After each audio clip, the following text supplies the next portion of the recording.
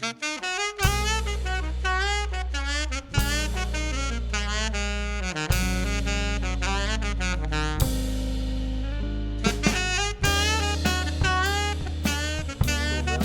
va parler notamment des femmes dans les métiers de la science, comme on dit. Et ça tombe bien, puisque j'ai vu que la marraine de votre manifestation, mais c'est quelqu'un qui connaît bien le domaine spatial, c'est Aimé Sip. Voilà. Pourquoi elle comme marraine? Eh ben, je crois que ça relevait de l'évidence. Oui. Nous parlons des femmes en sciences et Madame Aimé Sip est une précurseur en la matière. Ouais. N'oublions pas qu'elle a été la première directrice des opérations au Centre spatial Guyane, guyanais ouais. et qu'elle a ainsi ouvert la porte à d'autres femmes qui ont pris conscience de leur potentiel et de leurs compétences. Ouais. Donc, ça relevait de l'évidence. Et Madame Sip a tout naturellement et tout gentiment accepté d'être la marraine de notre événement. Ouais, elle a bien raison, parce que c'est Voilà. une manière de susciter des vocations et de Tout à pousser fait. d'autres femmes à intégrer effectivement ce milieu. Femmes en sciences, quel avenir pour les femmes de Guyane? Vous vous êtes posé la question un jour avec les membres de votre association, ou bien vous sentez vraiment qu'il y a quelque chose à faire pour pousser les jeunes femmes, ou bien aussi les hommes, vous me direz, parce qu'il faut pas séparer les deux. J'ai l'impression qu'on veut parfois séparer les deux, mais les deux ensemble, ça va aussi, quoi. Ça peut le faire. Oui, alors en tout cas, ce n'est pas nos clubs appartenant aux ONTA internationales qui allons le faire. Mais il est clair que l'une de nos priorités est de faire en sorte que la femme trouve toute sa place, et dans tous les domaines, et particulièrement dans le domaine scientifique. Oui. On sait que les femmes sont numériquement plus nombreuses que les hommes. Elles entreprennent, en tout cas c'est ce que les statistiques montrent, elles entreprennent des études scientifiques, mais pour des raisons que l'on ignore, elles n'arrivent pas au même stade que les hommes. Donc oui, c'est un de nos chevaux de bataille, mais pas que. Ouais. Et vous avez tout de même, vous, Madame Sebeloué, vous connaissez bien ce monde, hein, puisque vous baignez dans tout ce qui est autour de l'éducation, effectivement, de l'enseignement. Est-ce que vous, parfois, dans vos rencontres, dans vos discussions avec des jeunes femmes, est-ce qu'il vous arrive d'aborder le sujet? Est-ce qu'il y a une crainte particulière? Alors, oui, il peut y avoir des craintes, et c'est ce que nous allons évoquer lors de notre manifestation, et en tout cas de la table ronde qui traitera de cette thématique. Il peut y avoir des craintes, mais ces craintes, elles sont légitimes. Mais pourtant, il y a des moyens de les lever. Et justement, c'est ce que nous allons faire. Et les scientifiques qui vont nous accompagner, justement, sont là pour dédramatiser, pour dire que c'est possible et que nos jeunes femmes, nos jeunes filles doivent rêver grand. Ouais. La crainte, c'est quoi? La crainte, c'est de dire on n'y arrivera pas, c'est trop d'études. Non, c'est compliqué. Je crois que la société elle-même a contribué à faire que les femmes ne se sentent pas, enfin j'ai envie de parler au passé d'ailleurs, ne se sentaient pas c'est forcément... plus le cas aujourd'hui. Non, je ne crois pas. En tout cas, la tendance change de ce que moi j'ai pu observer. La société elle-même, peut-être inconsciemment ou consciemment, réduisait les femmes dans certains métiers. Peut-être que les femmes elles-mêmes se mettaient des barrières en se disant « je ne suis pas capable ». Alors que la recherche en neurosciences a montré qu'il n'y a rien qui fait qu'une femme serait dirigée plus facilement vers des métiers du secrétariat à d'autres métiers. Donc, peut-être qu'il y a cela, les femmes se mettaient elles-mêmes des barrières, la société, le milieu familial, et puis aussi la question financière, parce que ce sont des études longues et coûteuses. Pas coupable, mais capable, surtout. De cette association qui a vu le jour quand, et depuis quand il y a effectivement la branche Guyane Amazonie? Alors, notre club, en tout cas, le Zonta Club Maï Amazonie de Cayenne, est tout récent. Nous avons exactement 2 mois d'existence. D'accord. Parce que nos statuts ont été déposés, ont été validés en assemblée constitutive le 27 janvier. Donc, le Zonta ici en Guyane est récent. Par contre, le Zonta international dont nous dépendons a 103 ans d'existence. C'est une organisation de service, une interprofessionnelle qui a vu le jour à Buffalo, donc aux États-Unis. Ouais. Alors, actuellement, il y a 1200 clubs répartis sur l'ensemble de la planète. 1200 clubs pour globalement 30 000 membres. Mais on s'aperçoit que c'est une organisation qui prend de plus en plus de Et la mixité. Nous sommes en mixité, nous sommes en complémentarité. Et donc, alors même si pour le moment, nous sommes, Club de Cayenne, composés essentiellement de femmes. Donc, il faut créer une ouverture maintenant. L'ouverture est faite et nous attendons ces messieurs. Parce que les hommes intègrent le club. Ces messieurs.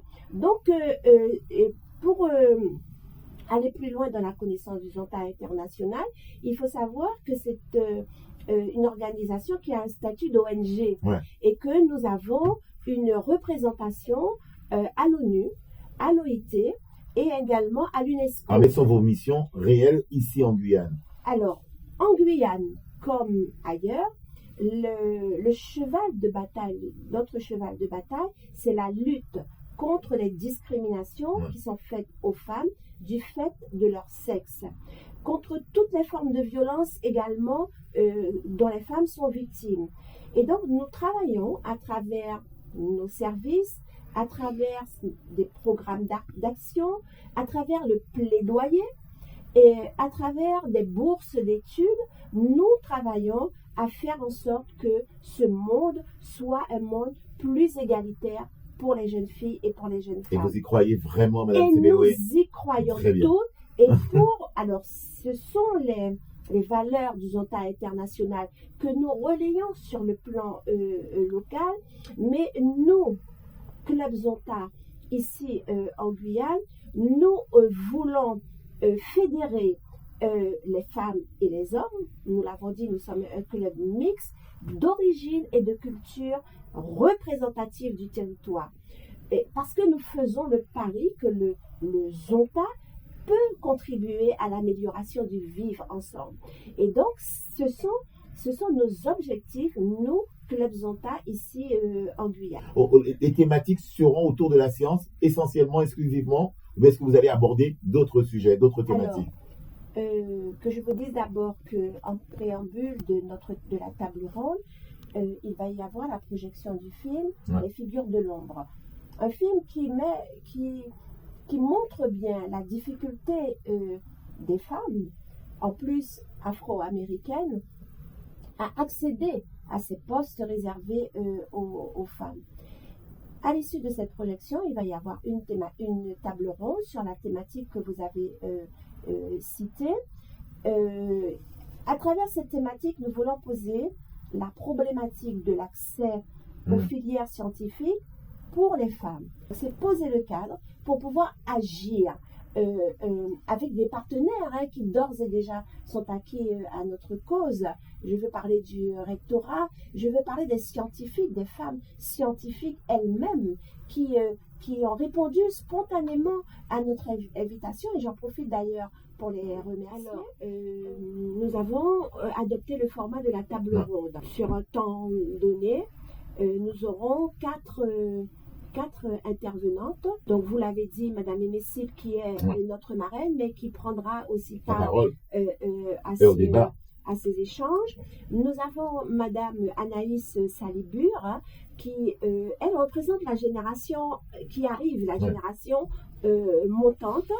Et puis, nous avons des personnes un peu plus confirmées, comme par exemple Inès Belgacem, qui est planétologue, grâce à qui nous sommes là aujourd'hui, grâce à qui nous participons donc à ce projet, puisqu'elle fait partie des scientifiques qui sont présents ici en Guyane, et elle est co-organisatrice donc de cet événement. Et naturellement, Inès qui est dans le bus, elle nous écoute, c'est ça? Inès je salue Inès et tous les scientifiques qui sont dans le bus, qui sont ici, et qui apportent vraiment leur contribution pour la vulgarisation des sciences ici, auprès des jeunes, auprès des moins jeunes, auprès des étudiants de l'INSPE, lundi auprès des jeunes de la ruche pédagogique de l'INSPE, d'élèves allophones, qui eux aussi ont le droit d'être initiés aux sciences.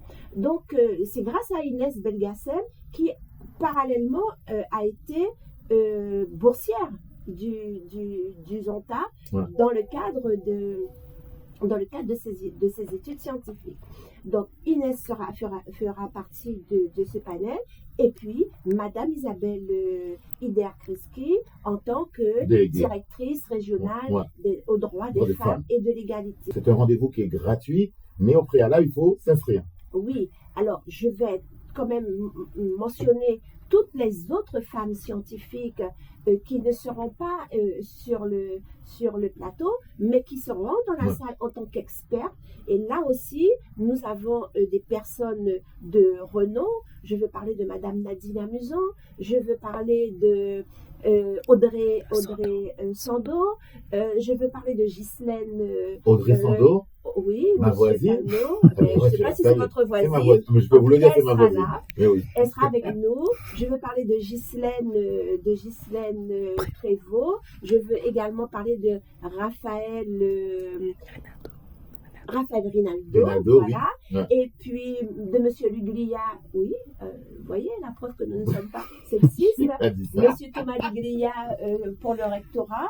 Et tous les autres universitaires que je ne peux pas citer ici parce qu'ils sont très nombreux, tous les autres universitaires de l'Université de Guyane qui ont très favorablement répondu à notre appel. Pour revenir à votre question, Monsieur Tano Brassé, oui, l'événement est gratuit parce que nous avons obtenu l'accompagnement de la Canopée des Sciences qui coordonne l'ensemble des partenaires de cette action et de la mission, de l'ensemble des projets de la mission. Donc c'est grâce à la Canopée des Sciences que nous pouvons mettre en place cet événement, faire en sorte qu'il soit gratuit, ouvert à tous, c'est tout public. Alors, pour répondre à quelques interrogations de quelques personnes, non, nous ne serons pas dans un débat de scientifiques, entre scientifiques, et donc ouvert à tous, surtout aux jeunes de seconde et de première qui pensent à leur orientation, et je pense qu'ils vont trouver là, trouver là des réponses à certaines des questions qu'ils se posent. Voilà, avec